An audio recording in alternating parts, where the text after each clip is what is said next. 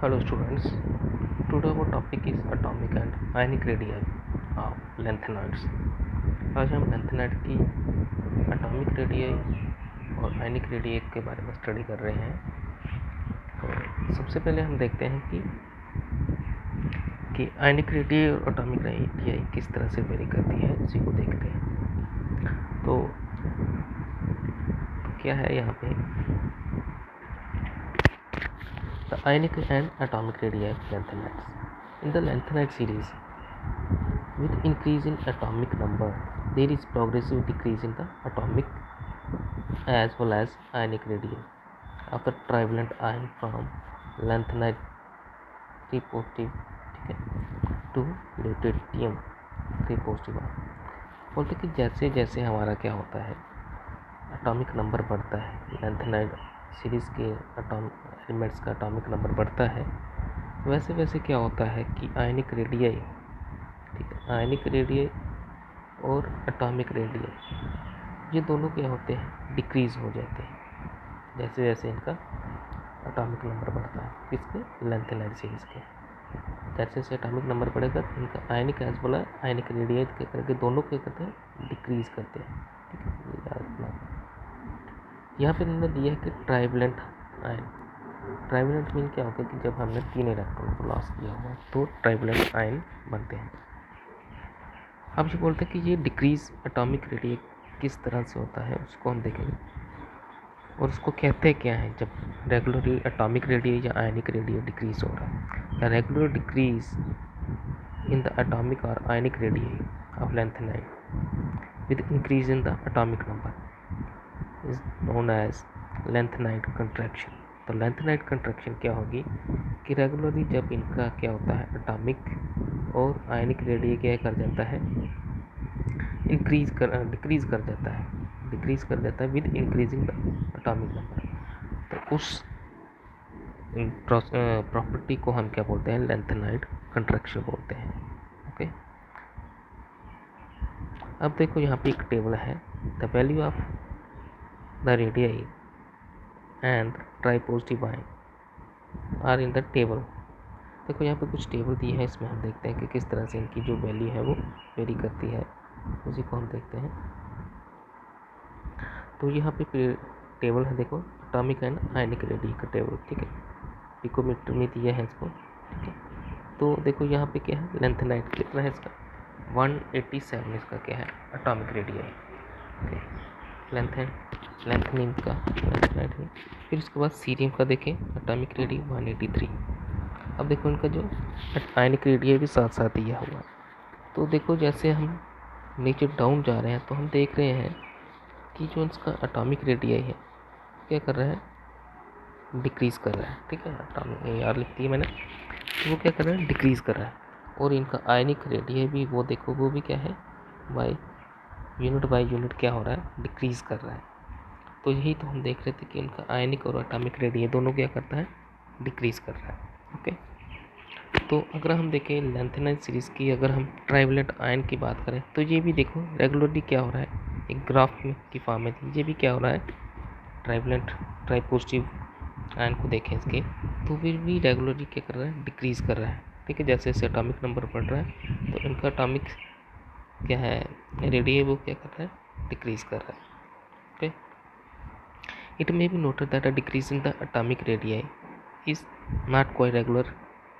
बोलते कि जो इनका एटॉमिक रेडियस है वो इतना रेगुलरली डिक्रीज़ नहीं होता। ठीक है, लेकिन जो इनका आयनिक रेडियस है वो क्या करता है, बहुत ही रेगुलर तरीके से क्या करता है, डिक्रीज़ करता है। ठीक है, जो एटॉमिक रेडियस है वो डिक्रीज़ तो करता है लेकिन इरेगुलर तरीके से, लेकिन आयनिक रेडियस है इनका वो क्या करता है, रेगुलर तरीके से क्या हो जाता है, कम हो जाता है। ठीक है, तो यही बोल रहे हैं यहाँ पे। अब ये बोलते हैं कि कॉज ऑफ लैंथेनाइड कंट्रैक्शन कैसे होती है, रीज़न क्या है उसके पीछे। As we move along the lanthanide series, जैसे हम लैंथेनाइड सीरीज में चलते हैं, the nuclear charge increasing by 1 unit. जैसे जैसे हम लैंथेनाइड सीरीज में चलते हैं तो न्यूक्लियर चार्ज क्या करता है, इनका इंक्रीज करता है। न्यूक्लियर चार्ज क्या कर जाता है, इंक्रीज कर जाता है विद द सक्सेसिव एलिमेंट। अगर एक एलिमेंट आ रहा, दो आ रहा, तीसरा आ रहा, जैसे जैसे इसका क्या होता है, एलिमेंट्स का एटॉमिक नंबर बढ़ता है तो इनका क्या होता है, चार्ज है, न्यूक्लियस का चार्ज, जो न्यूक्लियस सेंटर में होता है एटम के, उसका चार्ज क्या हो जाता है, इंक्रीज करना शुरू कर जाता है. As a result the attraction of the electron by the nucleus increase and tend to decrease the size. होता क्या होता है कि जैसे जैसे एटॉमिक नंबर बढ़ता है तो न्यूक्लियस के ऊपर चार्ज है वो बढ़ जाता था. New electron is added to the same shape, ये मैंने बोला नहीं है.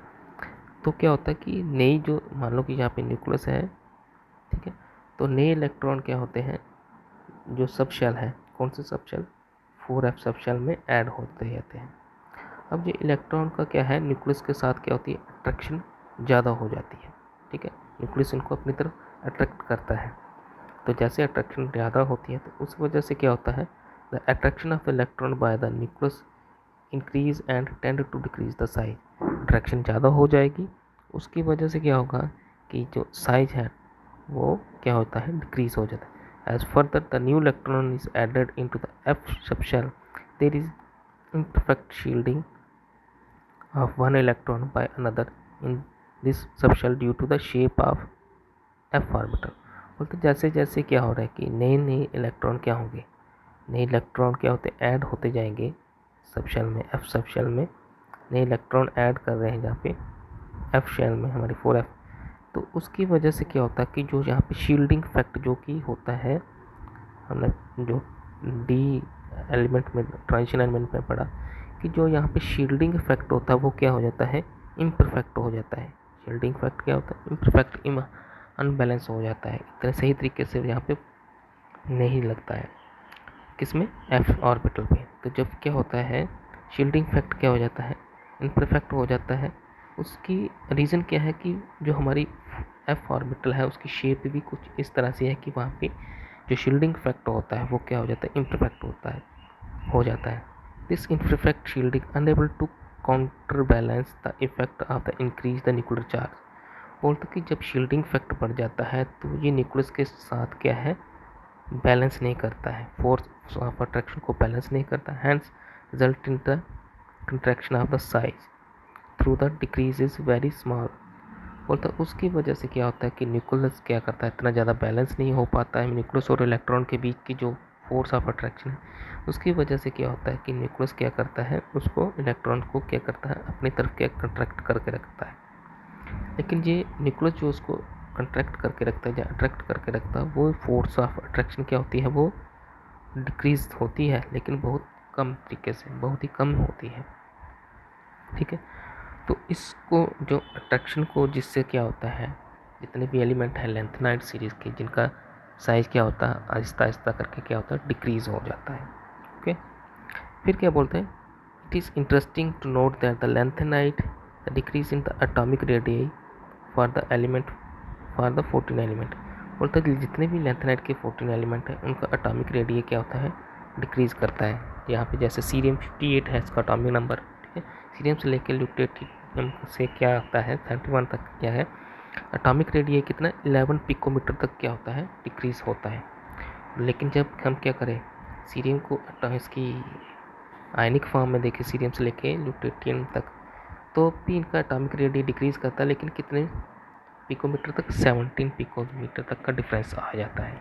ठीक है, तो इसी को हम क्या बोलते हैं, लेंथेनाइड कंट्रैक्शन की. उनका जो साइज़ है, एटॉमिक साइज और आयनिक साइज रहता है, वो क्या हो जाता है, न्यूक्लियस की और इलेक्ट्रॉन की वजह से, अट्रैक्शन की वजह से, और साथ में शील्डिंग इफेक्ट की वजह से, जो कि किसकी वजह से होता है, अनबैलेंस शील्डिंग इफेक्ट की वजह से, जो कि 4f ऑर्बिटल की शेप की वजह से वहाँ पे मौजूद हो जाता है.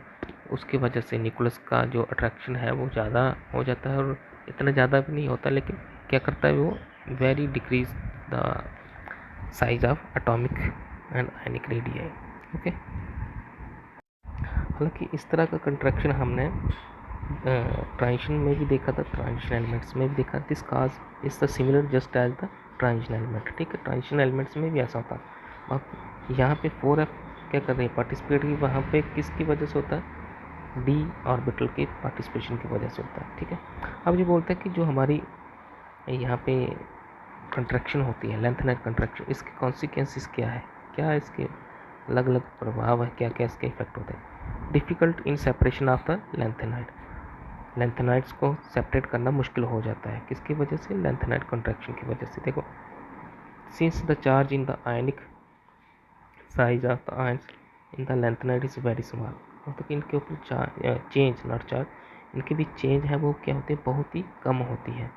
केमिकल प्रॉपर्टी इनकी बहुत ही सिमिलर होती है, ठीक है। This make the separation of lanthanide is pure state difficult.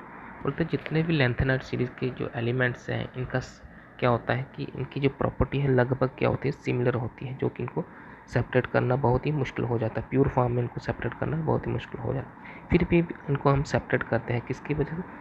However, the lanthanide contraction result in the slight difference in their size of lanthanide, result in the difference in the property like solubility, complex ion formation, hydration, basic character of hydroxide।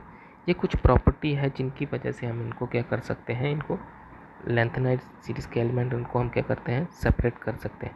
एक method है the ion exchange method, इसकी वजह से भी हम lanthanide series के elements को अलग अलग कैटेगराइज कर सकते हैं और इनको सेपरेट कर सकते हैं। ओके, फिर बोलते हैं कि similarity in the size of element belong to the same group of the second and third series, और कि जो इनके एलिमेंट्स हैं, ठीक है, इनका साइज है वो क्या होता है, सिमिलर होता है थोड़ा सा, किस किस ग्रुप के, second and third transition series के। In the general we know that the size of atomic increase down the group, जैसे जैसे हम डाउन द ग्रुप पे जाते हैं तो हमारा एटॉमिक एटम्स का साइज क्या होता है, इंक्रीज होता है। However where the size of the atom of any element lying in the second transition series is greater than the element lying in the same group of the first transition series। बोलता कि क्या होता है कि अगर हम बात करें कि जैसे जैसे हम डाउन द ग्रुप जाते हैं तो एटॉमिक साइज क्या होता है, इंक्रीज हो जाता है। कहने का मतलब क्या होगा कि जो फर्स्ट ट्रांजिशन सीरीज का साइज है वो क्या होगा, कम होगा किसके कंपैरिजन से, सेकंड से। उस तरह सेकंड का कम होगा किससे, थर्ड ट्रांजिशन सीरीज, ये आता है हमारा ट्रांजिशन सीरीज का, ठीक है। तो अगर हम क्या करें, ध्यान से अगर देखें कि जो हमारे ट्रांजिशन एलिमेंट हैं जैसे डाउन द ग्रुप पर जाते हैं तो इनका एटॉमिक रेडियस क्या होता है, इंक्रीज होता है। सिमिलरली उसी तरह से हमारा जो लैंथेनाइड सीरीज है इनके एलिमेंट्स भी क्या करते हैं, डाउन द ग्रुप ये भी क्या करते हैं, एक दूसरे से थोड़ा सा इनके बीच सिमिलरिटी रहती है, थोड़ा सा वेरी करते हैं। ओके, अब effect of the basic strength, as the size of the lanthanide ion decrease from the lanthanum ion to lutetium ion of the covalent character of hydroxide increase. बोलता है जैसे जैसे इनको हम क्या करते हैं, डाउन द ग्रुप जाते हैं लैंथेनाइड एलिमेंट्स के आयन के, समझो इनका आयनिक रेडियस जब क्या होता है, वेरी करता है, ठीक है, तो इनका हाइड्रोक्साइड जो इनका करेक्टर है वो क्या होता है, कोवलेंट करेक्टर ज़्यादा शो करता है, क्योंकि कोवलेंट हाइड्रोक्साइड की फॉर्म में ये कोवलेंट करेक्टर को ज़्यादा शो करता है। हैज़ द बेसिक स्ट्रेंथ इनकी क्या होती है, बेसिक स्ट्रेंथ क्या होती है इनकी, डिक्रीज हो जाती है, ठीक है। अब बोलते हैं कि लैंथेनियम हाइड्रोक्साइड क्या है, मोस्ट बेसिक है, ठीक है, lutetium hydroxide is the least basic. तो ये देखो है दोनों एक ही ट्रांजिशन सीरीज के एलिमेंट है, एक ही इनर ट्रांजिशन सीरीज के एलिमेंट है, लेकिन इनकी जो बेसिसिटी है वो क्या करती है, वेरी करती है जब ये हाइड्रोक्साइड की फॉर्म में होते हैं। तो ये था आज का हमारा टॉपिक, किस तरह से लैंथेनाइड के साइज़, लैंथेनाइड के एटॉमिक साइज रेडियस वेरी करते हैं और कौन कौन से इन पे कॉन्सिक्वेंसेस होते हैं लैंथेनाइड का कंट्रैक्शन होने की वजह से। तो आज के लिए इतना ही, thank you, have a good day.